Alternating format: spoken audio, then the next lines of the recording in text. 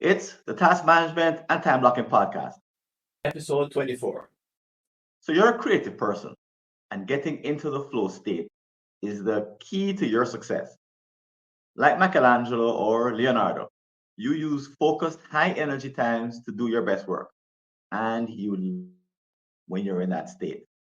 But you also have a TikTok account. And guess what? The people that you're following on TikTok, they are a growing distraction. You just can't help yourself.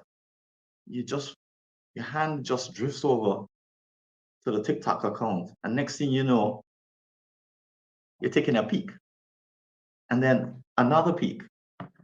And when someone forcibly takes away your smartphone, like your spouse or a friend says, "No, you need to do your work," and they hide your smartphone from you.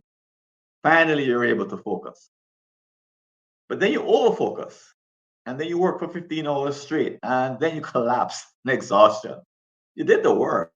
At that point, you look at your computer and your laptop and you hate the idea of even coming anywhere close to it to do anything further because you just overworked.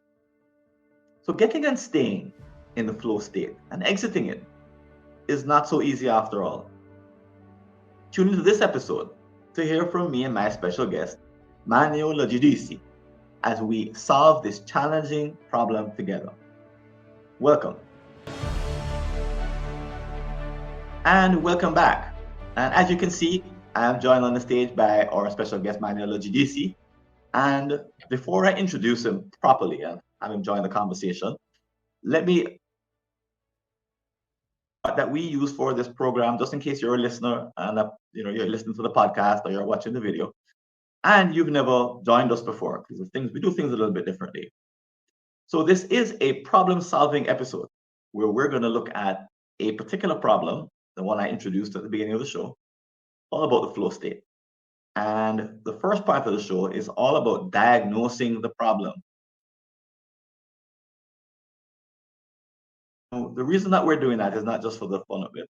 We're looking for new kinds of solutions that we can introduce in the second part. So let's start with a story. Michael is an artist. He's actually an oil painter, and he's working on a big corporate account. He has one client, and the person is very demanding, but now he's building a surprise following on TikTok. He went from 100 to 100,000 followers in just a month, and now he can't get his mind away from it. Before TikTok, he used to work 12 hours a day, but as he's gotten older, so a while ago he used to work 12 hours a day, and now he's gotten older, he can't do all-nighters the way he could to get himself out of trouble at the last minute. Doesn't have the stamina that he used to have. With no one in his immediate circle to help, he thinks he's in trouble, but he doesn't know where to start. A little bit of background: Michael had a drug problem many years ago, and actually this feels a little, kind of similar. There's a certain loss of control that he's experiencing all over again. On top of that, Michael, he used to work construction to make ends meet while he was more of a struggling artist. He used to have a physically demanding job, but he's now a couch potato. And here to discuss the case of Michael and the problem of getting into the flow state, being effective while you're there, is Manlio Giudice. And Manlio is from, you'll tell us where you're from, Manlio. People figure it out from your accent, but he's a pragmatic engineer open to self-experimentation. He's also an entrepreneur, blogger, personal trainer, productivity and human potential development coach. He's also a newbie TV show writer, an amateur actor, singer, and musician. He's a creator of the Think Fit app at thinkfit.app. Manlio, welcome to the show. Thanks, Francis, for having me here. Very excited. I'm from Italy.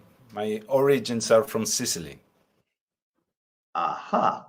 Hence our use of Leonardo and Michelangelo. These are your bona fide peeps, aren't they? All right. You're currently living in Switzerland? In Luxembourg. Luxembourg.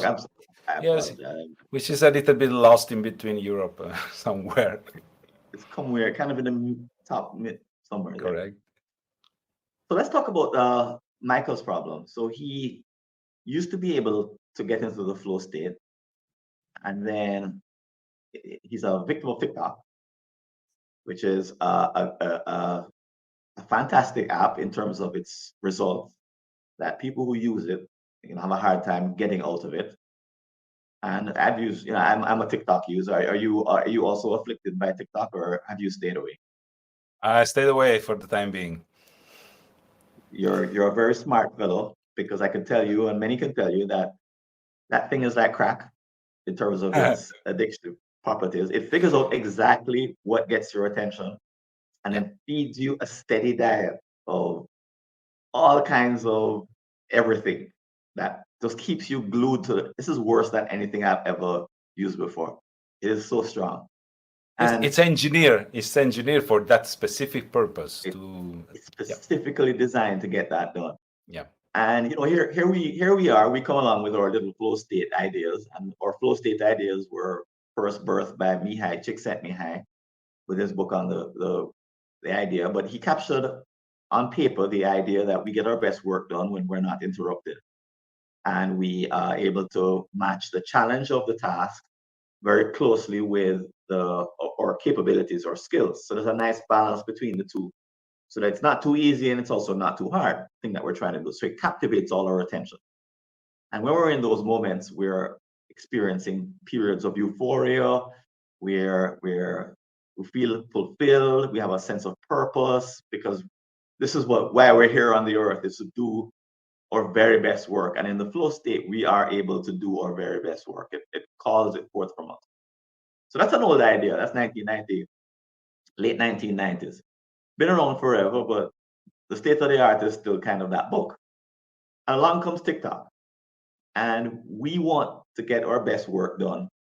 And the world is engineering itself to prevent us from getting it done. So is that an accurate statement of the problem? Yes, correct. And one point that is specific to this point, to this conversation, is that in flow state, time is flowing naturally. You don't realize that time is flowing. That this is one point that we will manage during this conversation. Right. So, and if you don't, it's one of the other things I didn't mention about the flow state, which is one of the great bits about it, is that when you're in it, time flies. Yeah, correct. Right. It's the whole idea is that you stop paying attention to the clock, because you're giving 100% of your attention to whatever it is that you're working on. So time just kind of flies by, and that's the whole idea. The whole idea is that you're so deeply into it, you're so immersed in it, that you don't want to be interrupted, and you don't want to stop to look at the clock. You just want to keep going. And as you keep going, it gets better and better. And it's just an awesome space to be in. We're not taught it, so we're kind of self-taught. So we started teaching ourselves these things, depending on when you heard about the concept for the first time. But it came around in the early 90s. And pretty much, as I said, we haven't really done a lot of engineering. We've done some. In the case of Michael, I mentioned that he started off not being able to get into the flow state, and then he got into the flow state, and then he went too long. So he kept going and going and going. And have you ever had this experience where you keep going and going and going, and you go too long? Yes.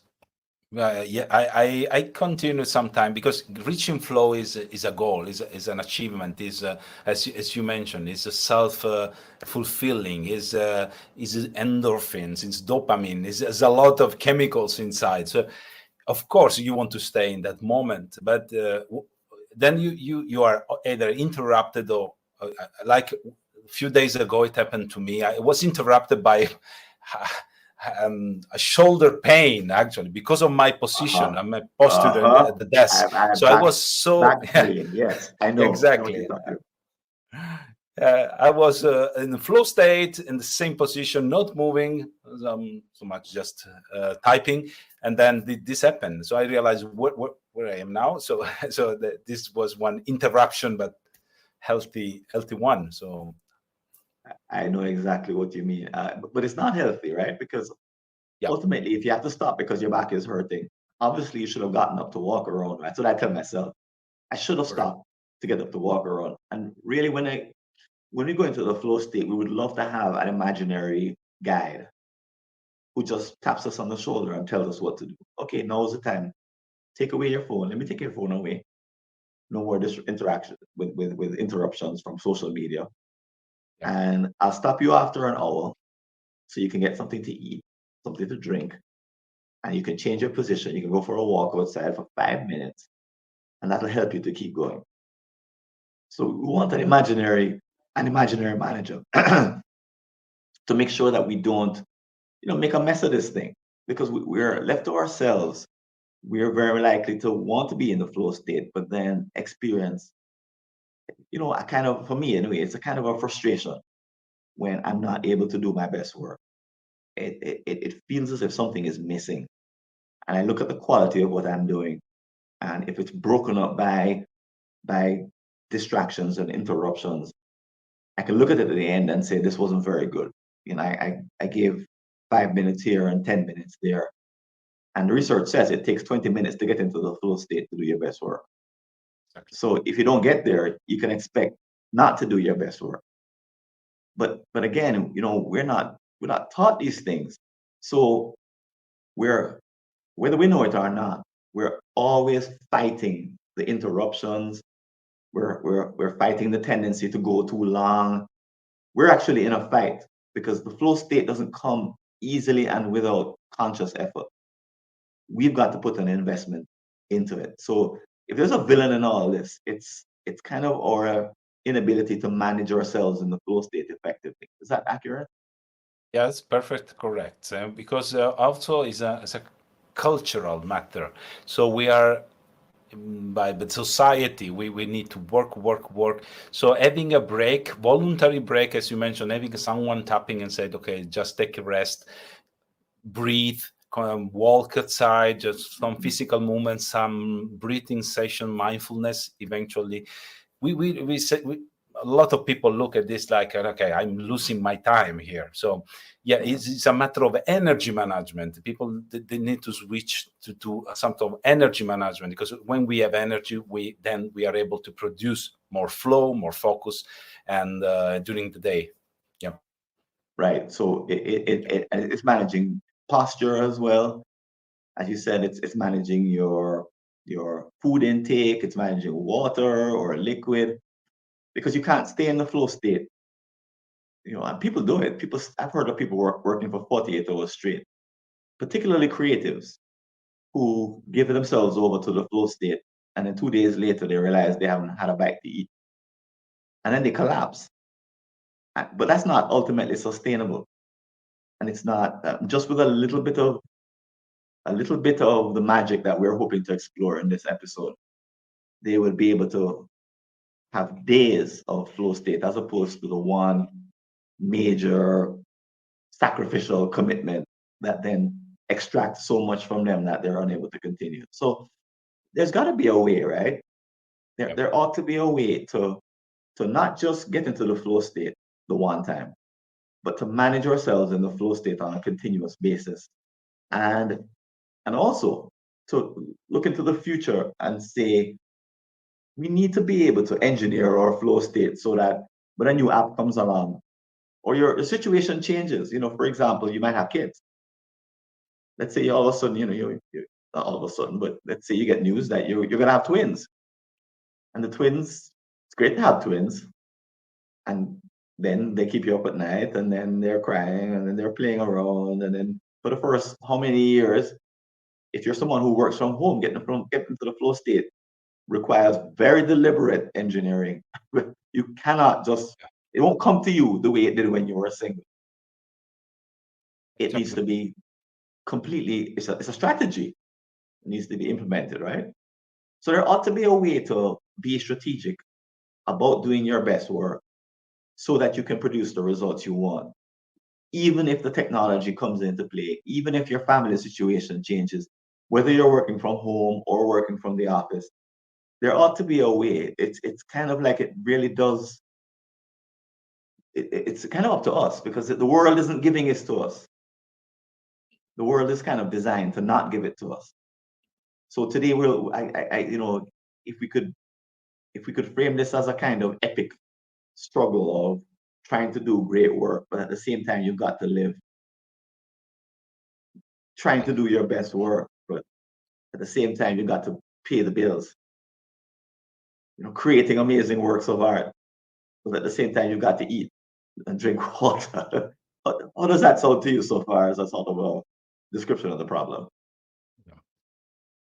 Yep. In the same time, you have your life to live. You have a passion. You have hobbies. You have family, friends, dogs, cats, whatever. Yep. And they all need to be fed, and they all need to move ahead, and they all need to stay alive, right? Yep. Each right. one is asking for attention, and is asking for also our body is asking for attention when we want food or eat or drink, and time. Yeah. Right. So if we weren't able to begin to solve the problem today, what would happen in the future? If we couldn't achieve the flow state in an effective way, what's that like in someone's life? Okay. Well, as the difference between what shallow work with deep work, eventually. So again, not being able to reach a flow state like but training means that we are always in shallow waters. We are just not able to produce what is called deep work, but have something superficial. Like this is still work, but it's maybe not the important one we would like to achieve to reach our main goals, align with our purpose, because deep work is the one we want, the one we reach. When we do flow states, we are most probably working on something that is driven by our passion. So yeah, I think this is a struggle. I agree. And it ultimately is really frustrating, because the poor output leaves us feeling ineffective. When we don't really solve problems properly, then they reoccur. If you want to put together a great information product, or you want to design a great app, for example, if you never do the necessary, important, high quality work that sort of is at the heart of the thing, then you could expect to be, churning your wheels in the future, because you never really get to something that's compelling, and something that has, in the case of an app, something that has market value, something that really solves the user's needs. It stays superficial. It has these kind of awful qualities, the things that we don't want. And I think when people realize they're in a rut like that, often what they try to do is to work harder or longer. Exactly. And why doesn't that work? Yeah, because as I mentioned earlier, it's about energy management. We are drained every time that we try to refocus, and with time we have inner frustration, because if in shallow work, the amount of errors we are willing to make is increasing, because let's imagine we are focusing on one task. It could be anything. Then we are interrupted. We go back to the same task, and then we are interrupted to go back to the same task again. So, and our brain need to recap where were we at this moment. What is the next step? So we are not going into again the deep work, and we are not able to be creative and inventive as not be interrupted. So I think this is what exactly we are not able to solve some key problems that is also in history. In history, we had a lot of big problems solved during flow state or deep work. So with shallow work, unfortunately, we have maybe at the end of the day we have a lot of things done, but things are we're busy. Just low level, shallow work, things not bringing them the real milestone, not reaching the milestone we would like to achieve. And this is frustrating at the end of the day. Maybe we have done a lot of stuff, but it's not really meaningful to us. And this is increasing frustration. So this is the risk. Being drained, a lot of energy, trying to do this interruption and work, shallow work, and then this feeling at the end of the day of a not accomplishment. Right. The truth is, we're not quite machines. We have real relationships. We have things we have to get done for ourselves and for other people who are around us. We can't quite just program ourselves. But for the most part, we're operating without any information about interruptions. So it's not like we're getting into the flow state and there's a report that says you spent 15 minutes in the flow state out of the last hour. We don't have any data. We just kind of bounce around from one activity to the next without really knowing how much time and how well we're managing the flow state. This is kind of crazy, right? If this is the most important time, we should be able to measure it. And we should, when it doesn't work or when it gets interrupted, we should be able to measure that too. Right. But I don't, and this is probably why we're still back in 1995 or whenever the book came out. So we're not even able to engineer the basics about the flow state. TikTok, however, is watching everything we do down to the microsecond, right? Yeah, exactly. They are like keenly, and they know exactly what to do. So we don't know what to do in terms of managing ourselves. We don't have any data about the best work that we do. But this app has all this information about how to interrupt us. So it's obvious why we're not winning this particular battle. It's because we have no information. What do you think of that idea? Yeah, exactly. It does remind me when a lot of most productive people, they are doing in the morning, do not look at your phone or your email, because you are external inputs managing your time. Instead, you should manage your time, should be able to decide what to do next, how to plan your day. And this is basically the same here. And so going back to your last question, please, repeat. We should get a report each day. Yeah, exactly. This why I forget. Spend 2 hours in the flow state. You only got 10 minutes, and the reason you got 10 minutes was because you had 5 interruptions. Yeah. I've never seen anything like that. Yeah, this does require I've never thought anything like that. Actually, this does require work. This requires a bell moment. Ding. I'm gonna put the bell in. Oh, yeah, a bell. Basically. I don't actually have exactly. It online. Okay. No, there are different tools. Again, this does require effort, which is required because nothing comes for total free, and this requires some, but it's very minor effort. This could be done also with a piece of paper with the interruption log. This is this can be done. So any time someone gets interrupted, just log the feeling. I would feel what was the interruption, and then you need time to review.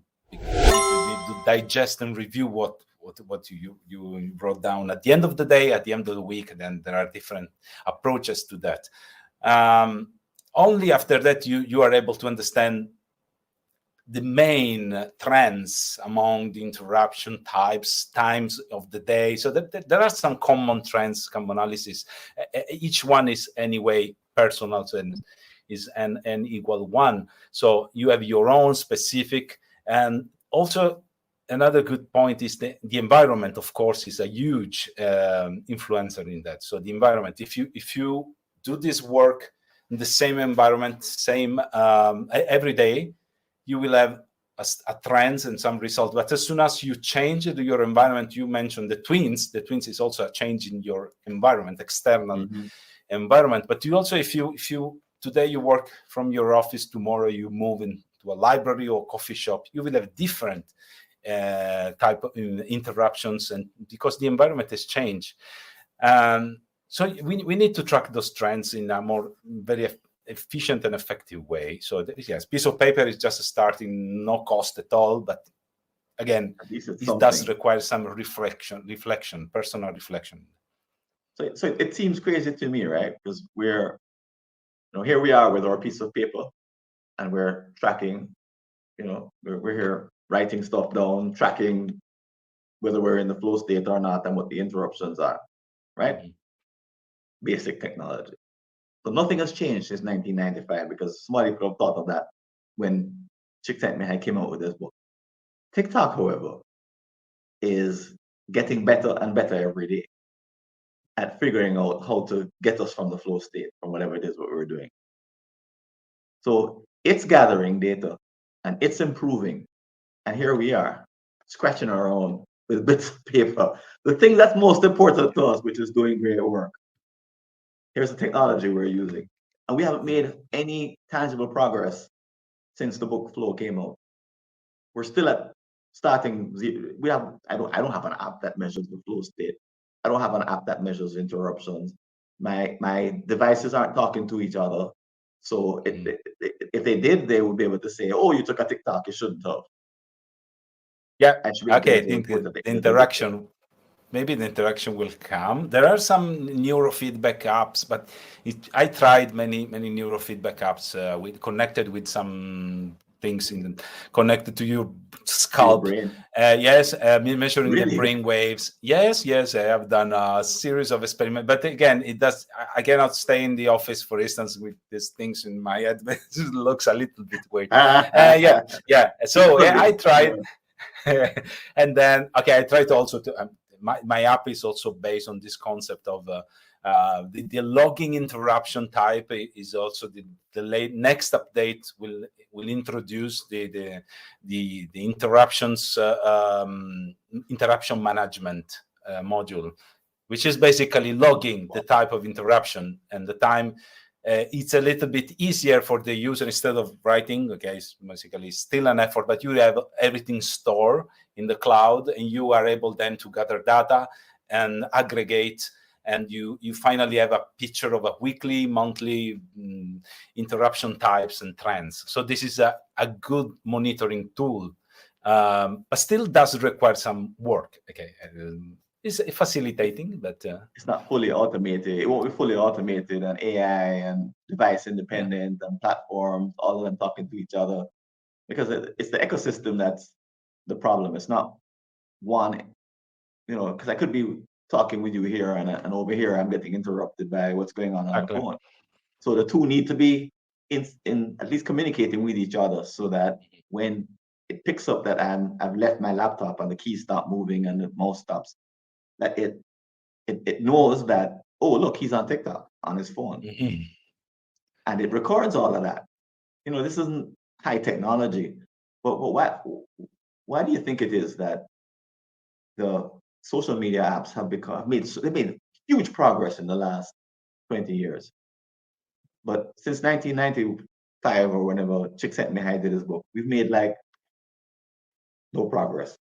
Why is there so much progress on the one side, the social media, and no progress on the human side, which is what we really want? The most important thing we want. Why has there been no progress? What's your sense of the reason why?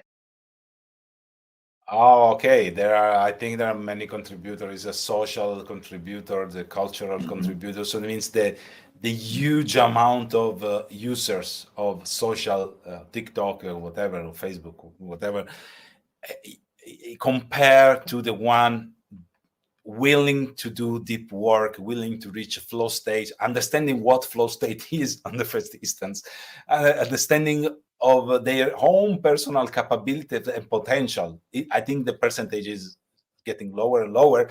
And for this reason, where you have a limited amount of users and testers and willing to pay or any source of income, also the investment is moving toward what is more profitable, and this is a flying wheel. So because social media are gathering, so having users, a user with data is is used to improve and a very, very, very fast way compared to the original flow concept and tools that have been already made. Also, my app is willing to do something, but I need really a huge amount of data to improve and to do the same. Yeah. I hear you saying that there's not been an investment in the productivity tools in the right way. I can also see that the science hasn't been quite there. Like they've the interruptive sciences, the social media sciences, the social graph, all of the brand new thinking that goes into social media has made jumps and leaps and bounds. There's been a huge investment in that, and there's been nowhere near that level of investment. Here we are, in us doing our best work in terms of being productive. It's like the science has been ignored. I hear you saying that there's not been an investment. There's cultural problems of what's worth investing in, what's not. I think we've also talked about, you and I, the chronotypes that people bring to the party. They're not understood. So we think that work should look a particular way, like you should work between certain hours. It should be done in the office. And if it doesn't happen there, then it's not. There are many bosses who believe that your best work needs to happen between 9 to 5 at the office, nowhere else on a weekday, and nowhere else, and nothing else that you do outside of that counts, which many of us now know is nonsense. Right? Or best work can easily come from a weekend because on weekends I spend weekends to get into the flow state. I can't do it the same way I can't do 3 or 4 hours of flow state on a weekday. Yep. This is too many same here. Same for you, huh? Yeah, but maybe for the listener as well. So maybe you look you are working over the weekends, but again, besides there are different people and different. Okay, and if I am my entrepreneur freelancer, I own my job anyway.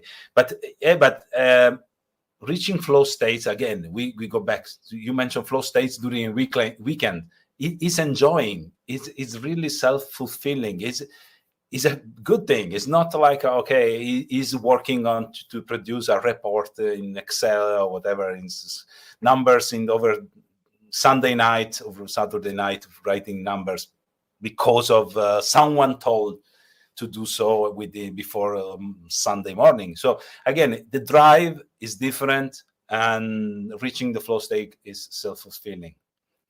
Right. I feel the same way. Although, someone looking on might say, "You're working on it's like you say, you're working on the weekend." The kind of work I do for the weekend, I tend to do longer creative projects. I find really fun. It's a whole lot of fun. The fact that I like to do that, and I'm an entrepreneur like you are, should be taken into account by some app that helps me to organize my time. I mean, it should be able to, and I've seen people talk about this, I've never actually seen it done, but they should be able to get a sense using machine learning that I prefer to, because I have a track record of doing these things on Saturdays. I work in a particular mode. I do particular things. So when I use an auto scheduler called SchedPal. So ultimately, SchedPal should be able to read my schedules and say, well, you kind of prefer to do these things. So let me suggest that you spend Saturday doing this thing. I found this creative project, which involves creating some video, and you can create it then. It's not routine stuff. It's creative. It's fun. So I suggest that you do that over the weekend as opposed to working on some routine activity like balancing your books, which that requires a flow state as well, unfortunately. You see, to reduce errors. But that's not fun. Yeah. The other thing I think is missing is gamification. That we're very weak at self-gamifying, which is why we fall into the games that others create for us. So TikTok is highly gamified, right? They put everything into it in the kitchen sink in terms of gamified principles and design logic and philosophy. They ram it in there, right? Which is why it's so juicy. But here we are, pencil and paper. We're like, yeah. I mean, I keep track of it on a piece of paper. We're like, yeah. Same really? here. Is that the state of the art for doing your best work? Is to scratch things on a piece of paper, because it's we're very weak at gamifying ourselves. So I'm not suggesting that somebody needs to do it for us, but if we know that, for example, getting 10 hours of flow state time for the week is transformative, then okay, well, let's make a game of it. Make a game of tracking that you get those hours. And at the end of the week, when you do a report or whatever, or a review, you say, how did I do? Did I get my 10 hours in, or did I? Simple game. Don't take any investment. You can still use pencil and paper. But it's as if we haven't caught up. We're watching the the Facebooks and the TikToks and the Instagrams, and we're like, whoa. And then we log in and we're like, whoa. When I mentioned that engineer and design, they are acting on immediate rewards and chemicals, which is very hard to transpose into the flow concept. So because if you notice, the time ago, not so long ago, also Gmail in the phone. So to refresh your Gmail main page, you need to scroll down like this, and you have the rolling wheel, and you are there like, who is going to write me now you checked 30 seconds ago, because earlier, because it's a sort of waiting this reward, like the same as a slot machine. It's the same thing. So you do something and you are waiting for something. Dopamine levels are increasing. The concept of TikTok, the concept is perfectly designed based on this model. So you don't know what's next, and the things that is coming next is giving this little bit of dopamine, this little bit of satisfaction. So in order for you to scroll again and again, and this is addicting. Is indeed addicting. Yeah? Right. It almost calls on us to be better engineers of ourselves, because if we don't do it, then we'll always be failing to reach our potential. Because if someone else creates a better, more dopamine-filled experience for you, and they keep using data to make it better and better, and they're always way ahead of where you are in terms of doing what you think and is the most important, then you're always trying to play catch up and you're always losing, basically. So we need a kind of internal, not just knowledge, but an internal ability to engineer ourselves or activities, so that at the very least we minimize the effect of TikTok and other kind of juicy interruptions, and we maximize. So at least we're in the game of rebalancing the power of our own intentions to do great work versus the others. And we're also putting in, the type of reminders on the other end, that if we over invest in the flow state and we go 15 hours straight, and then we hate even looking at the laptop after that we're able to manage the execution of it on both sides effectively. So we need a way to engineer ourselves. Yeah, as I told earlier, is energy management. We have a total amount that, like they were talking about, willpower is a limited resource. Willpower is depleting during the day. It's the same concept. Is energy is driving willpower. There is another study linking willpower with the sugar intake. Like to increase willpower, you take something sweet.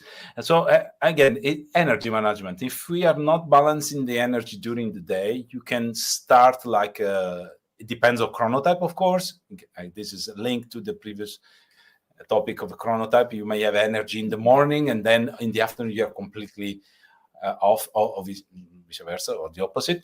And but again, alternating and studies are actually, when I post on Twitter many studies linked to the effect of the physical movement and mindfulness and relax breaks during the day on productivity, on focus, on so it sounds like I mentioned earlier. It sounds you're losing time taking 5 minutes of breathing, of mindfulness, but it's synergic. There are studies that when you go back, you are ready to take new challenges more effectively. So there are different studies. Moving is more physical because you move, so you activate some neuronal pathways that are different. So if you breathe, you just relax your mind, and maybe after 5 minutes of break, like mindfulness session,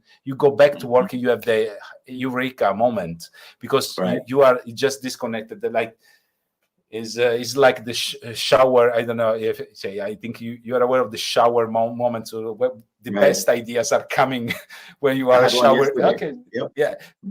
You know that I got one waterproof post-it for the shower. They sell even that one, and I got one. It's in the shower. It's waterproof. You have a pencil. You don't have a pen. It's made for that, because if you have an idea, something, I need to do this, and then you can write. And so that's why also the app I develop is based on that, alternating period of focus, flow state with physical movement, physical breaks, and mindfulness sessions for the mind to recover. And that makes great sense, because we're talking about a kind of mindfulness that's not like being in a meditative state. It's like a meta level, second order mindfulness, which is how you manage your opportunities to be mindful. That when you're interrupting the flow state and you're going to use TikTok, at that moment, you're not being mindful. So the question is, how can you manage your mindfulness at this second level, at this meta level, so that you're less likely to interrupt the flow state to go use TikTok? How can you arrange your schedule? How can you arrange your interruptions? How can you use an app like the one that you're designing? How can you use the app to manage your mindfulness throughout the day? So it's we like I said, we talk about mindfulness in terms of being mindful in the moment and being aware in the moment, and that's great. But what we're talking about is, okay, how do I engineer my environment at the second level so that mindfulness is more likely? And unmindfulness, is that a word? Non-mindfulness is less likely.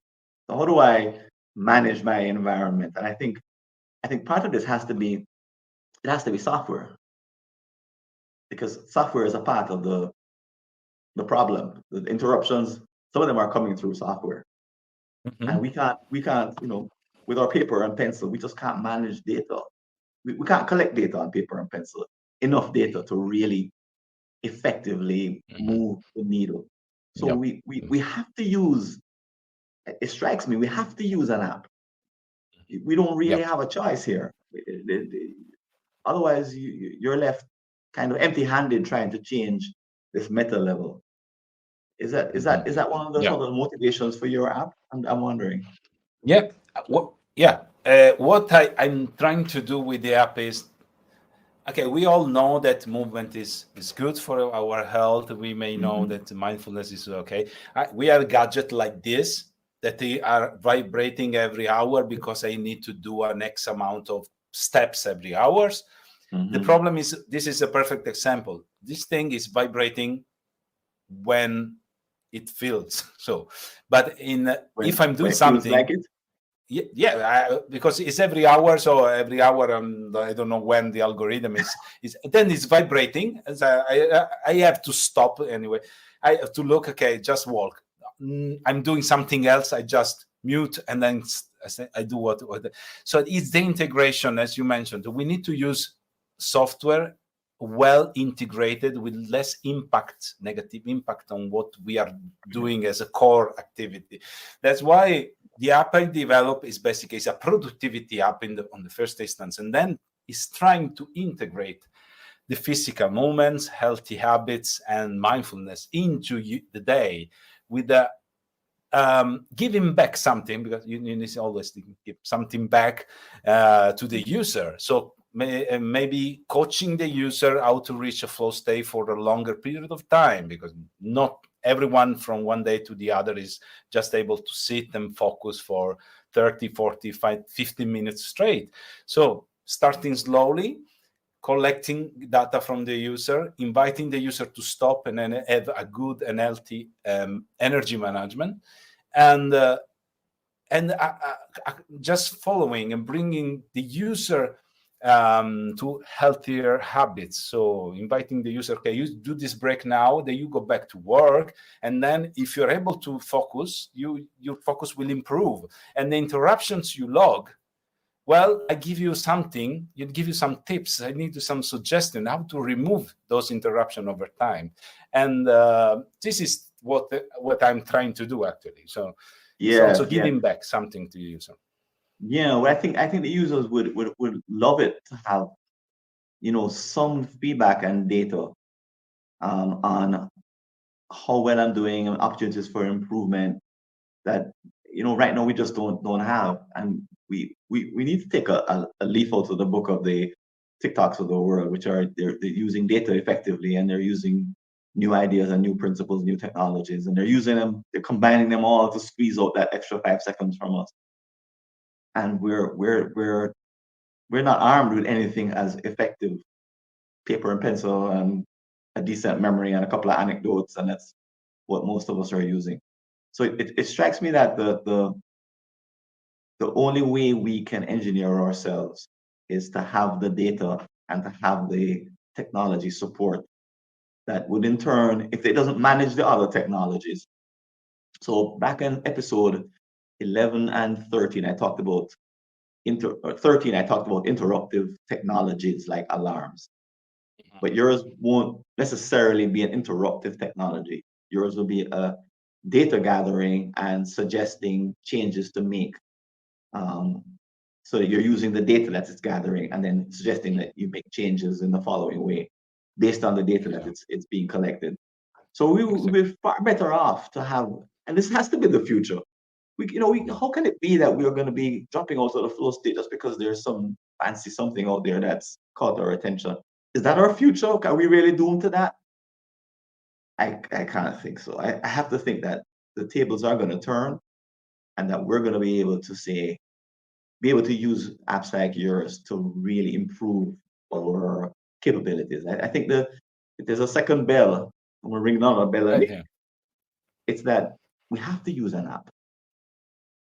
That's what would supercharge our behavior changing. We can't do this just based on a pencil and paper only.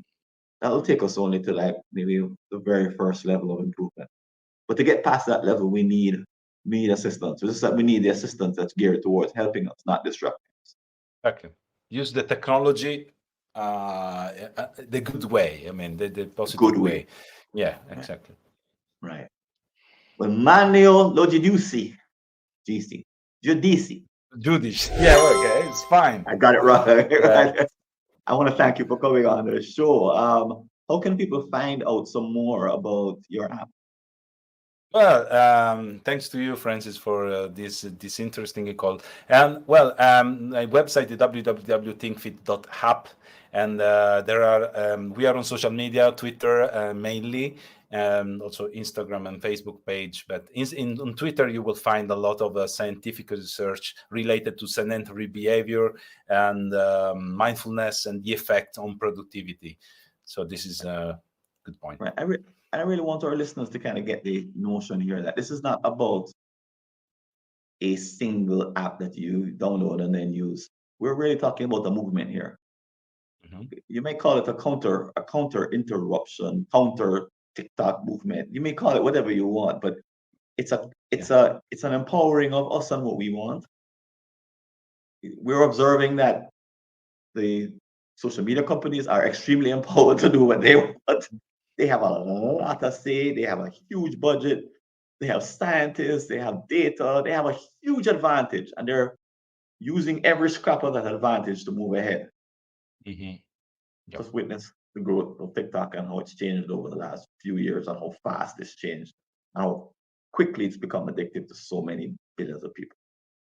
And we're just trying to claw back some advantage for us and doing our best work and doing it consistently and getting what we want in life and fulfilling our intentions. So I would call this, it's more than a single technology. This is a movement that Manlio is leading and heading up. And I can only hope that I'm around long enough to see the tables turned, because it's an extreme situation right now. Yep. And I've got to think that it's got to change and turn, and something's got to happen in our lifetime. So I'm hopeful. Thanks. Thanks again, Manlio. This is Francis Wade, and stay tuned. Let me tell you a little bit more about the other offerings that we have here at the task management and time blocking podcast. And also, I want to tell you a little bit about our next episode. So keep listening.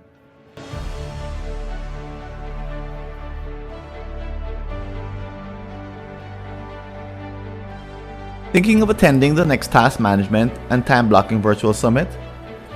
Here's a 25% instant saving on your purchase of any ticket or content package. Simply visit timeblocking.summit.info/subscribe-to-podcast. And here's a clip from our next episode. You want to be on top. You want to be free of any feelings of overwhelm, free of a backlog, but there seems to be no way out. You ask yourself, have I created a problem for myself by writing down all my unfinished tasks? Does it make sense to save my unread emails? Why can't I just get rid of them all and pretend as if they never even happened? You wonder, maybe if I were a superstar in this area, I would never fall behind on the job of emptying my inboxes and to-do lists. But question is that even possible now or in the future?